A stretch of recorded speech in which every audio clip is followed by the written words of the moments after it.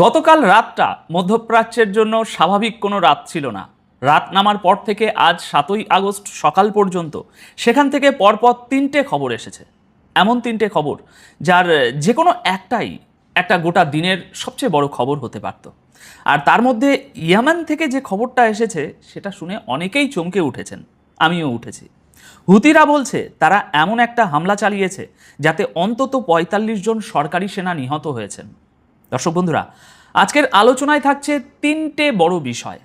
এক, ইয়েমেনে হুতিদের এখনো পর্যন্ত সবচেয়ে বড় হামলাগুলোর একটা।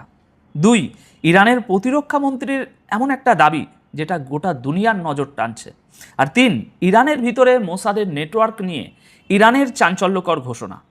এই তিনটে ঘটনায় ঠিক কী ঘটেছে, কে কী দাবি করছে, আর এর পিছনে আসলে কি চলছে, সেটাই আজ আমরা এখন একটু গুছিয়ে বোঝার চেষ্টা করব। তো চলুন সবচেয়ে বড় খবরটা দিয়েই শুরু করা যাক। দর্শক বন্ধুরা, ইয়েমেনের যে সরকারকে গোটা দুনিয়া স্বীকৃতি দেয়, সেই সরকারের বাহিনীর উপর হুতিরা গতকাল রাতে তাদের এখনো পর্যন্ত সবচেয়ে বড় হামলাগুলোর একটা চালিয়েছে। এখানে একটা কথা শুরুতেই পরিষ্কার করে বলে রাখি, এই সংখ্যাটা চূড়ান্ত নয়, কিন্তু এটা বাড়তেও পারে, কমতেও পারে। যুদ্ধক্ষেত্র থেকে আসা প্রথম দিকের হিসেব বদলাতে সময় লাগে না। এবার আসা যাক ঘটনাটা ঠিক কিভাবে ঘটল সেখানে। গতকাল 6ই আগস্ট রাতে আসা প্রতিবেদনগুলো অনুযায়ী হুতিরা ইয়েমেনের মারিব প্রদেশে থাকা সৌদি সমর্থিত ইয়েমেনি সেনাবাহিনীর একাধিক সামরিক শিবিরে বড় ধরনের হামলা চালিয়েছে। এই হামলায় কি ব্যবহার হয়েছে? ব্যবহার করা হয়েছে ব্যালিস্টিক ক্ষেপণাস্ত্র এবং বিস্ফোরক বোঝাই সব ড্রোন। প্রতিবেদনে বলা হয়েছে এই হামলাগুলোতে কমপক্ষে ৪৫ জন সরকারি সেনা নিহত হয়েছেন, আহত হয়েছেন আরও অনেকে। আর নিহতের সংখ্যা আরও বাড়ার যে আশঙ্কা, সেটাও এই মুহূর্তে উড়িয়ে দেওয়া যাচ্ছে না, মানে বাড়তে পারে। আজ সকাল মোটামুটি 10টা পর্যন্ত পাওয়া সর্বশেষ তথ্য অনুযায়ী এই হামলায় কয়েক ডজন যোদ্ধা নিহত হয়েছেন। আর এই ঘটনাগুলো মূলত ঘটেছে মারিব প্রদেশে। হুতিরা নিজেরাই এই অভিযানের ঘোষণা দিয়েছে। তারা বলছে এটা ছিল একটা বিস্তৃত এবং বড় মাপের সামরিক অভিযান। কিন্তু কিভাবে চালানো হয়েছে সেই অভিযান? তাদের বক্তব্য অনুযায়ী এই হামলায় প্রায় 8টি ব্যালিস্টিক ক্ষেপণাস্ত্র ব্যবহার করা হয়েছে। আর তার পাশাপাশি বললাম তো, বিস্ফোরক বোঝাই ড্রোন দিয়ে আলাদা আলাদা সামরিক ঠিকানাকে নিশানা করা হয়েছে। আর এখানেই কিন্তু বিষয়টা শেষ হচ্ছে না। কিছু প্রতিবেদনে দর্শক বন্ধুরা আরও একটা দাবি করা হয়েছে, আর এই দাবিটাই সবচেয়ে, আমার মনে হয়, সবচেয়ে বেশি প্রশ্ন তৈরি করছে। দাবিটা হলো এই হামলাগুলোতে সৌদি আরবের সেনাবাহিনীর কয়েকজন কর্মকর্তাও নিহত বা আহত হয়েছেন। তবে এই জায়গাটায় আমাদের একটু সতর্ক থাকা দরকার, কারণ এই দাবির কোনো সরকারি নিশ্চয়তা অন্ততপক্ষে এখনও পর্যন্ত পাওয়া যায়নি। তাই এটাকে এখনই প্রতিষ্ঠিত সত্য হিসাবে ধরে নেওয়া ঠিক হবে না।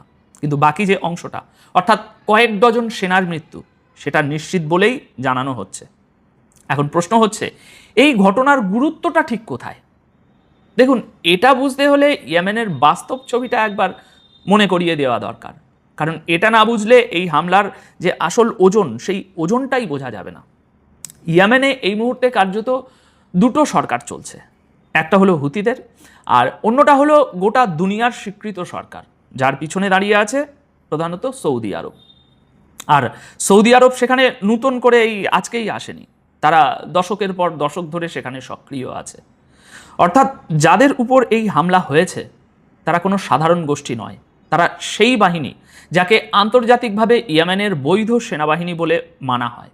আর ঠিক এই কারণেই আজকের এই হামলাটাকে শুধু ইয়েমেনি বাহিনীর ক্ষতি হিসাবে দেখা হচ্ছে না, এটাকে সৌদি আরবের জন্যও একটা বড় ধাক্কা হিসাবে দেখা হচ্ছে। আর এখানেই আরেকটা বিষয় একটু আপনাদের মনে করিয়ে দেওয়া দরকার। একটু পিছনে ফিরে তাকান। গত 24 ঘন্টার মধ্যেই কিন্তু হুতিরা দাবি করেছিল তারা সৌদি আরবের 2টি তেলবাহী ট্যাঙ্কারে ক্ষেপণাস্ত্র হামলা চালিয়েছে। আর এই নিয়ে বিস্তারিত একটা প্রতিবেদন গতকাল আমি আপনাদের দেখিয়েছি, মনে আছে তো? আর আজ যেটা এলো, মাটিতে ইয়েমেনের ভিতরেই একটা বড় হামলা যে হয়েছে সেই খবর নিশ্চিত। এখন তাহলে এই দুটো ঘটনা পাশাপাশি রাখলে কিন্তু একটা ছবি স্পষ্ট হতে শুরু করছে। হুতিরা যে লড়াইটা সৌদি আরবের বিরুদ্ধে অবরোধ দিয়ে শুরু করেছিল, এখন মনে হচ্ছে সেই লড়াইটাই ইয়েমেনের ভিতরেও নতুন করে মাটিতে জ্বলে উঠছে। আর সেই কারণেই বলা হচ্ছে ইয়েমেনের যুদ্ধ আগের চেয়ে অনেক বেশি একটা বিপজ্জনক পর্যায়ে ঢুকে পড়ছে বা পড়েছে। এবার আসা যাক আজকের দ্বিতীয় বড় খবরে। এই খবরটা অস্ত্র নিয়ে, প্রযুক্তি নিয়ে, আর একটা বড় দাবি নিয়ে। ইরান হয়তো তাদের নিজস্ব সামরিক প্রযুক্তিতে বড় কিছু করে ফেলেছে। অন্তত ইরানের প্রতিরক্ষা মন্ত্রীর কথা শুনলে সেই ইঙ্গিতই মেলে। তিনি এমন একটা দাবি করেছেন আজ, যেটা গোটা দুনিয়ার মনোযোগ নিজের দিকে টেনে নিচ্ছে। তার বক্তব্য হলো, ইরানের নিজেদের তৈরি সামরিক প্রযুক্তি দুনিয়ার যে কোনো সামরিক প্রযুক্তির চেয়ে ভালো এবং গোটা মধ্যপ্রাচ্যে সবার চেয়ে এগিয়ে। গতকাল 6ই আগস্ট রাতে ইরানি সংবাদ মাধ্যমে লেখা হয়েছে, ইরানের প্রতিরক্ষা মন্ত্রী ব্রিগেডিয়ার জেনারেল মজিদ ইবনে রেজা এই কথাগুলো বলেছেন। তার বক্তব্য অনুযায়ী ইরানের দেশীয় সামরিক প্রযুক্তি এই অঞ্চলে থাকা প্রতিটি ব্যবস্থার চেয়ে উন্নত, আর বাইরে থেকে কিনে আনা অস্ত্র তার সঙ্গে পাল্লা দিতে পারবে না। দর্শক বন্ধুরা, এই কথার ভিতরে একটা বার্তা লুকিয়ে আছে কিন্তু। তিনি কার্যত বলছেন, যারা টাকা দিয়ে বাইরে থেকে অস্ত্র কিনছে তারা ইরানের সমকক্ষ নয়। তিনি আরও বলেছেন, ইরানি সেনাবাহিনী যে কোনো ধরনের হামলার জবাব দিতে এখন আরও বেশি প্রস্তুত, কারণ প্রয়োজনীয় অস্ত্রের বেশিরভাগটাই এখন ইরান নিজেই তৈরি করছে। ইরানের দাবি হলো, তাদের অস্ত্র ক্রমাগত আরও উন্নত হচ্ছে। বেশ কিছু বিশেষ ধরনের অস্ত্র ইতিমধ্যেই ইরানি সেনাবাহিনী এবং আইআরজিসির হাতে পৌঁছে গেছে। আর তাদের কথা অনুযায়ী আগামী দিনে দুনিয়া এমন অস্ত্রও দেখবে যা দেখে মানুষ শুধু চমকে যাবে না, রীতিমতো মাথায় হাত দিয়ে বসে পড়বে, তাদের বক্তব্য। এখন এখানে একটা সাধারণ কথা মনে রাখা দরকার। যখন কোনো দেশের ভিতর থেকে বারবার অস্ত্রের কথা আসতে থাকে, প্রযুক্তির কথা আসতে থাকে, সবসময় সতর্ক থাকার কথা আসতে থাকে, তখন বুঝতে হয় পরিস্থিতি শান্ত নেই। তবে এই বক্তব্যের সময়টা আরও গুরুত্বপূর্ণ, কারণ এই বিবৃতি এসেছে ঠিক এমন এক সময়ে যার মাত্র একদিন আগে প্রতিবেদনে দাবি করা হয়েছিল, ইরানের সঙ্গে দীর্ঘ যুদ্ধের সময় আমেরিকার বেশ কিছু গুরুত্বপূর্ণ ইন্টারসেপ্টার এবং দূরপাল্লার ক্ষেপণাস্ত্রের যে মজুদ সেটা ভয়ানকভাবে কমে গেছে। তাহলে দর্শক বন্ধুরা, ছবিটা কি দাঁড়াচ্ছে বলুন তো? একদিকে আমেরিকার অস্ত্র ভাণ্ডার কমে যাওয়ার খবর, যেটা দিচ্ছে খোদ আমেরিকান সংবাদ মাধ্যমে, আর অন্যদিকে ইরান বলছে তাদের সামরিক প্রযুক্তি আগের চেয়ে অনেক বেশি দ্রুত গতিতে এগোচ্ছে, আর সেটা ছাপছে ইরানি সংবাদ মাধ্যম। এখানে বিষয়টা বুঝতে হবে, দুটোই দাবি, দুটোই নিজের নিজের দেশের সংবাদ মাধ্যম থেকে আসা দাবি। এবার আসা যাক আজকের তৃতীয় খবরে, আর এই খবরটা গুপ্তচর বৃত্তির দুনিয়ার।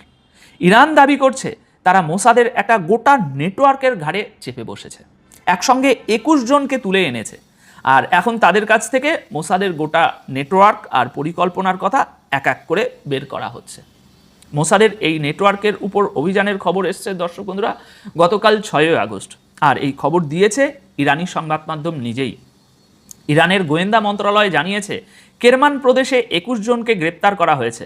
তাদের বিরুদ্ধে অভিযোগ, তারা ইসরায়েলের গোপন সংস্থা মোসাদের হয়ে টাকার বিনিময়ে ইরানের ভিতরে কাজ করছিলেন। আর তাদের কাজ কি ছিল? তাদের কাজ ছিল ইরানের সামরিক এবং যে আকাশ প্রতিরক্ষা আছে সেই ঘাঁটির তথ্য সংগ্রহ করা। এই জায়গাটা একটু ভেবে দেখুন, আকাশ প্রতিরক্ষা ঘাঁটির তথ্য মানে হলো কোথায় কোন প্রতিরক্ষা ব্যবস্থা বসানো আছে সেই খবর জোগাড় করে দেওয়া। যুদ্ধের সময় ঠিক এই তথ্যটাই কিন্তু সবচেয়ে দামি হয়ে ওঠে। ইরানের বক্তব্য অনুযায়ী এই একই অভিযানের সময় একটি সশস্ত্র দলের 4 জনকেও ধরা হয়েছে। পাশাপাশি ক্ষমতা দখলের ষড়যন্ত্রে জড়িত থাকার অভিযোগে আরও 5 জনকে আলাদাভাবে গ্রেপ্তার করা হয়েছে। ইরানে ক্ষমতা উল্টে দেওয়ার ষড়যন্ত্র নতুন কিছু নয়, এটা আগেও হয়েছে, ভবিষ্যতেও যে হবে না তেমন নিশ্চয়তা নেই। ইরানি প্রশাসন আরও বলছে, ধৃতদের কাছ থেকে বেশ কিছু সামরিক মানের অস্ত্রও উদ্ধার করা হয়েছে এবং সবাইকে পরবর্তী পদক্ষেপের জন্য আদালতে হাজির করা হয়েছে। এখন প্রশ্ন হলো, এই ঘটনায় ইসরায়েল কি বলছে? দেখুন, এখনো পর্যন্ত এই এই এই দাবিগুলোর ব্যাপারে ইসরায়েলের তরফ থেকে কোনো সরকারি বিবৃতি সামনে আসেনি। আর সত্যি বলতে এই যে আসেনি, এই না আসাটাই স্বাভাবিক, কারণ গুপ্তচর বৃত্তির দুনিয়ায় নিয়মটাই এমন। কেউ ধরা পড়ে গেলে সরকারগুলো তার সঙ্গে নিজেদের যে সম্পর্ক সেটা অস্বীকার করে, এমনকি তাকে চেনে বলেও মানতে রাজি হয় না। তার মানে ইসরায়েলের নীরবতা থেকে আপনি এটাও প্রমাণ করতে পারবেন না যে ঘটনাটা ঘটেছে, আবার এটাও প্রমাণ করতে পারবেন না যে ঘটনাটা ঘটেনি। তাই এবার আসা যাক সবচেয়ে গুরুত্বপূর্ণ জায়গায়। এই তিনটে খবরকে একসঙ্গে রাখলে তাহলে কি দাঁড়াচ্ছে? প্রথম ঘটনাটা তো বলছে যে ইয়েমেনের যুদ্ধ সমুদ্র থেকে আবার স্থলে ফিরে এসেছে। দ্বিতীয় ঘটনাটা বলছে ইরান নিজের অস্ত্র তৈরির ক্ষমতা নিয়ে এখন প্রকাশ্যে আত্মবিশ্বাস দেখাচ্ছে, ঠিক সেই সময়ে যখন আমেরিকার মজুদ কমে যাওয়ার খবর একে একে বেরোচ্ছে। আর তৃতীয় ঘটনাটা বলছে ইরান নিজের ভিতরের যে নিরাপত্তা সেটা নিয়েও কঠোর হচ্ছে, কারণ যারা ভিতর থেকে তথ্য পাচার করতে পারে তাদের ধরাটাও যুদ্ধেরই একটা অংশ। তিনটে আলাদা খবর, কিন্তু ভেবে দেখুন তিনটেরই কেন্দ্রে সেই একই উত্তপ্ত মধ্যপ্রাচ্য। ইরানের ক্ষেত্রে দুটো সম্ভাবনা। এক, তাদের অস্ত্র নিয়ে করা দাবি যদি সত্য হয় তাহলে এই অঞ্চলের শক্তির ভারসাম্য নিয়ে নতুন করে ভাবতে হবে। দুই, এটা যদি মনোবল বাড়ানোর বার্তাও হয় তাহলেও সেই বার্তা ঠিক কাদের উদ্দেশ্যে দেওয়া হচ্ছে সেটা কম গুরুত্বপূর্ণ নয়।